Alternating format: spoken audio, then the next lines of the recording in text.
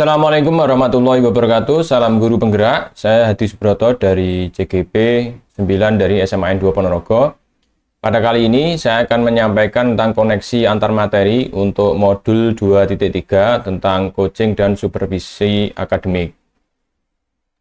Yang pertama adalah tentang pemikiran reflektif terkait pengalaman belajar. Jadi konsep coaching itu adalah sebuah proses kolaborasi yang berfokus pada solusi, berorientasi pada masa depan, dan berpusat pada coachee. Jadi berpusatnya adalah di coachee-nya, bukan coach-nya.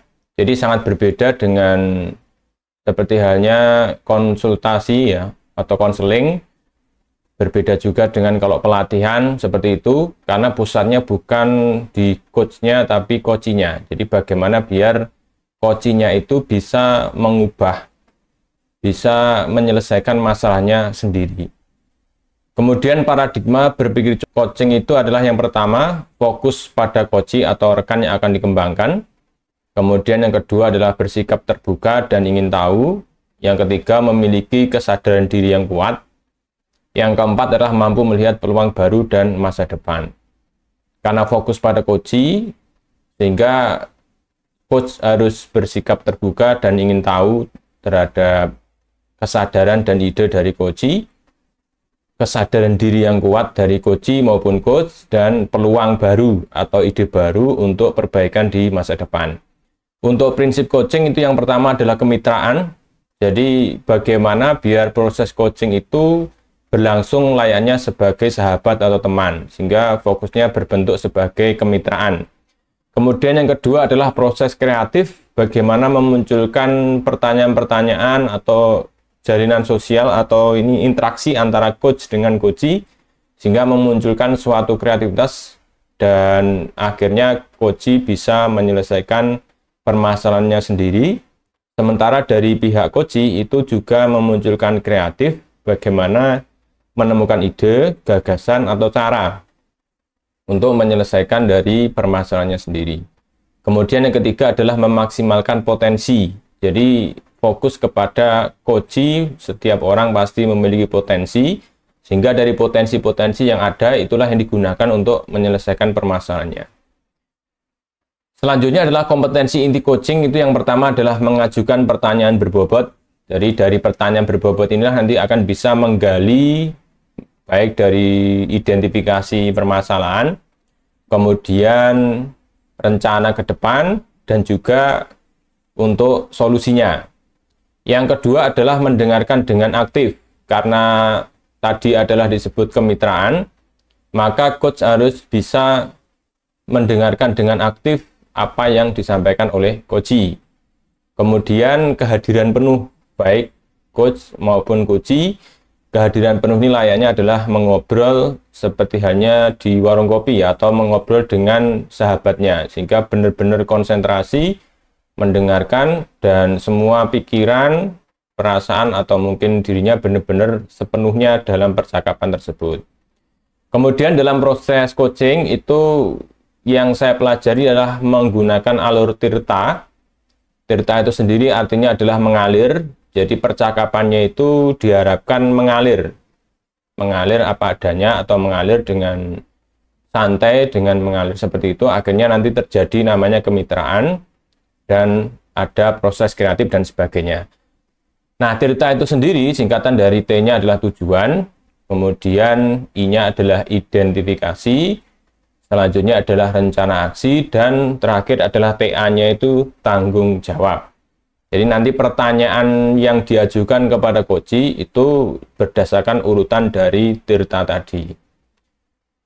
Kemudian selama pembelajaran modul 2.3, emosi yang saya rasakan yang pertama adalah penasaran, karena beberapa kali saya mendengar istilah coach atau coaching yang sebelumnya saya penasarannya sebenarnya apa bedanya itu, mungkin dengan konseling, mungkin dengan pelatihan dan sebagainya.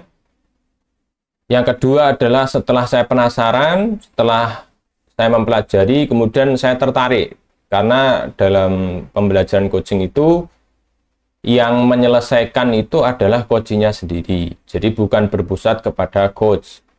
Kalau yang seperti pelatihan atau konseling dan sebagainya, mentoring itu kan berpusatnya di coach. Jadi yang mencari solusi itu adalah coachnya atau narasumber. Tapi kalau yang coaching ini kan fokusnya justru bagaimana biar seseorang itu dia punya masalah, tapi bisa menyelesaikan masalahnya sendiri. Nah, sifatnya coach itu adalah memicu atau sifatnya menstimulus supaya coach menyelesaikan masalah sendiri. Sehingga saya tertarik dengan cara-cara atau strateginya seperti apa.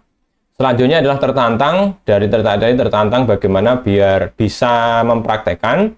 Setelah yang terakhir adalah perasaannya optimis. Jadi bisa mempraktekkan dalam kehidupan sehari-hari. Jadi sebenarnya coaching ini kan tidak terbatas sebagai guru atau kaitannya supervisi pendidikan, tapi sebenarnya bisa kita terapkan dalam kehidupan sehari-hari. Mungkin dengan anak atau baik anak di kelas, dengan orang lain, teman sejawat, dan sebagainya. Selanjutnya, apa yang sudah baik kaitannya dengan proses belajar. Yang baik adalah saya sudah belajar mempraktekkan, baik ketika ruang kolaborasi maupun ketika demonstrasi kontekstual. Kalau di ruang kolaborasi itu bersama kelompok, kaitannya praktek coaching saja. Kalau di demonstrasi kontekstual itu adalah praktek supervisi akademik, baik pra-observasi, observasi, dan juga pasca observasi. Kemudian di aksi nyata juga belajar untuk di kelas atau praktek kaitannya supervisinya langsung di kelas. Kemudian yang perlu diperbaiki itu adalah dua. Yang pertama adalah belajar atau terus belajar untuk mengajukan pertanyaan yang berbobot. Karena memang ini dibutuhkan banyak pengalaman atau dibutuhkan untuk jam terbang tinggi kaitannya bagaimana biar bisa menggali atau bisa menyusun sebuah pertanyaan yang itu bisa menggali potensi, menggali ide dari coach dan menggerakkan coach untuk menyelesaikan masalahnya sendiri. Karena pertanyaan ini juga harus disusun dari apa yang disampaikan coach, jadi mengalir. Misalkan coach cerita seperti apa, itu kan kita harus bisa bertanya terhadap apa yang diceritakan tadi dan bisa mengalir seperti itu. Kemudian pertanyaan berbobot juga bagaimana biar mensugesti ya atau menggerakkan. Ini yang menurut saya perlu dilatih banyak karena terkadang coach itu ketika diajak ngobrol itu sangat antusias biasanya kaitannya identifikasi dan rencana aksi. Tapi terkadang bagaimana biar rencana itu benar-benar dilakukan, biar benar-benar tergerak, dan biar benar-benar bertanggung jawab. Itu terkadang butuh yang namanya pertanyaan berbobot. Kemudian kehadiran penuh. Kehadiran penuh ini kaitannya dengan bagaimana biar menciptakan ketika proses coaching itu layaknya teman seperti yang saya sampaikan tadi. Jadi benar-benar fokus dan konsentrasi. Jadi layaknya ketika kita benar-benar akrab seperti itu. Kemudian keterkaitan terhadap kompetensi dan kematangan diri pribadi. Yang pertama adalah kompetensi saya mulai berkembang, itu ditandai dengan sudah mempraktekkan coaching ketika ruang kolaborasi, dan juga supervisi akademik ketika demonstrasi kontekstual, baik sebagai coach, coachee, dan juga supervisor. Yang kedua adalah saat mempraktekkan coaching, saya harus mengendalikan diri dari asumsi. Jadi, walaupun saya tahu, mungkin memahami permasalahan dari coachee, tapi saya tidak boleh berasumsi. Berasumsi terhadap apa yang dilakukan oleh coachee, tidak sifatnya kita harus benar-benar menggali dari coachee sendiri. Kita nggak boleh berasumsi kesalahannya dan sebagainya. Yang kedua adalah justifikasi. Jadi kita nggak boleh menjustifikasi coachee itu harusnya bagaimana, kesalahannya apa, oh kira kayak ini dan sebagainya, nggak boleh karena itu justifikasi. Yang ketiga adalah emosi pribadi tidak boleh digunakan ketika proses coaching sehingga memunculkan kematangan berpikir sebagai coach.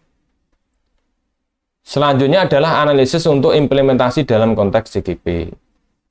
Untuk keterkaitan materi antara modul 2.1, 2.2, dan 2.3. Di modul 2.1 itu tentang pembelajaran berdiferensiasi. Ini kaitannya adalah kita dalam memaknai atau memahami siswa dan juga orang lain itu selalu berdiferensiasi. Setiap manusia pasti memiliki perbedaan, potensi, kemampuan, dan sifat yang berbeda. Nah, ini tentu berkaitan dengan kaitannya dengan yang 2.2, yakni dengan KSE, sosial emosional. Ya karena setiap orang berbeda, maka sosial emosionalnya juga berbeda, yang pada akhirnya ketika kita proses coaching, tentu kita harus memahami diferensiasi setiap orang, setiap manusia. Kemudian yang kedua adalah kita harus berempati, manajemen diri, kemudian kesadaran bertanggung jawab, itu kita harus pahami betul, yang pada akhirnya nanti ketika kita proses coaching dan supervisi akademik, kita bisa berjalan dengan lancar, berjalan dengan baik, karena memahami dua aspek sebelumnya. Selanjutnya adalah membuat keterhubungan. Jadi seperti yang mungkin saya sampaikan di judul ya, bahwa setiap manusia itu punya daya dan budaya. Tidak kok kita fokus ke menilai. Karena memang manusia pasti memiliki sebuah daya, sebuah potensi, sebuah kekuatan dan sebagainya. Maka ketika kita proses coaching, kita fokus kepada daya coach kita. Jadi kita nggak fokus kepada apa yang sudah kita miliki atau apa yang sudah bisa dilakukan oleh coach. Kita fokusnya adalah kepada coach. Dan kita tidak fokus untuk mengawasi dan menilai, terutama ketika di supervisi akademik. Kemudian pengalaman masa lalu, untuk supervisi akademik setiap tahun saya mengalami atau disupervisi. Biasanya ya bulan-bulan Oktober, tetapi bentuk supervisinya hanya seperti apa ya, melaksanakan kewajiban.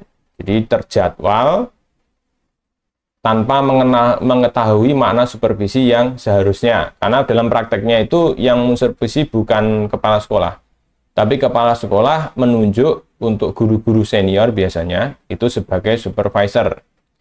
Dan kegiatannya itu hanya fokus ke observasi di kelas, bahkan kadang-kadang tidak dilaksanakan observasinya. Dan lebih utamanya ya dari pengalaman untuk supervisi akademik ya hanya fokus untuk menyelesaikan kewajiban atau rutinitas tiap tahun dan lebih ke tagihan administrasi dari PKG biasanya. Jadi lebih ke itu saja, tidak melalui proses pra-observasi, observasi, dan pasca observasi, sehingga yang terjadi adalah tidak adanya timbal balik, tidak adanya umpan balik positif, tidak adanya proses coaching juga nggak ada. Itu yang saya alami. Kemudian untuk penerapan masa mendatang, kegiatan supervisi ini harus dijadikan salah satu bagian dalam peningkatan kompetensi guru dalam bidang akademik dengan menggunakan prinsip coaching, yaitu kemitraan, kreatif, dan memaksimalkan potensi. Tantangan terberat adalah menyeragamkan pemahaman coaching kepada rekan sejawat dan komunitas sekolah, karena memang selama ini pemahamannya supervisi itu ya mengawasi, menilai, bahkan mungkin menjustifikasi. Sifatnya seperti itu, jadi perlu yang namanya tantangan untuk sepaham sistem atau strategi coaching yang fokusnya adalah ke coaching. Dan memang kalau dalam pembelajaran di sekolah juga sama, kita sebagai guru ketika ada murid mempunyai masalah, itu kan dari pembelajaran modul sebelumnya, itu kita bisa menerapkan segitiga restitusi atau mungkin juga proses coaching. Kalau untuk rekan sejawat juga sama, kita lebih tertantang untuk yang coaching ini karena fokusnya kita menjalin kemitraan atau sifatnya bagaimana biar ngobrol seperti itu. Seperti yang judul yang saya sampaikan, bahwa setiap manusia punya daya, punya budaya sendiri, dan kita tidak, ketika supervisi itu tidak kok lagi fokus untuk mengawasi maupun menilai, tapi bagaimana biar ada timbal balik, ada umpan balik positif, sehingga rekan sejawat atau guru lain itu bisa menyelesaikan permasalahan sendiri. Keterkaitannya dengan supervisi akademik juga sama, jadi setiap teman sejawat atau guru itu menemukan kekurangannya, menginisiatif untuk memperbaiki, kemudian memiliki rencana, dan pada akhirnya adalah bisa bertanggung jawab terhadap rencana yang sudah direncanakan untuk memperbaiki dirinya sendiri tadi. Kemudian untuk masalah coaching ini kalau kaitannya dengan sumber lain, bahwa kalau kita kaitkan dengan siswa, di era sekarang itu kan siswa yang sebagian besar ya, atau masuknya generasi Gen Z, dan juga untuk ini ya generasi strawberry itu mereka memiliki pedoman ya, atau pengetahuan itu lebih kepada orang ketiga. Jadi maksudnya kalau zaman dulu itu kan fokusnya dengan orang kedua. Orang kedua itu seperti orang tua, guru, seperti itu. Tapi terkadang siswa sekarang malah fokusnya ke sumber ketiga. Sumber ketiga itu seperti internet. Apalagi sekarang ada munculnya era AI dan sebagainya. Maka ketika kita proses pembelajaran atau mungkin mendidik anak, ini coaching ini sangat cocok. Karena kita tidak lagi menggurui, atau ibaratnya kita itu bukan lagi sumber ilmu, atau kita itu seolah-olah tahu segalanya, mampu segalanya, dan mereka harus mengikuti kemauan kita. Tidak, karena eranya sudah berganti, berkembang sesuai kodrat zaman mereka.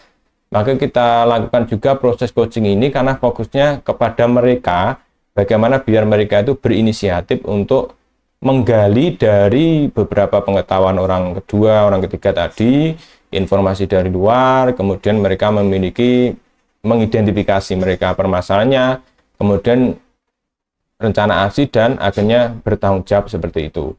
Ini kaitannya dengan di era sekarang.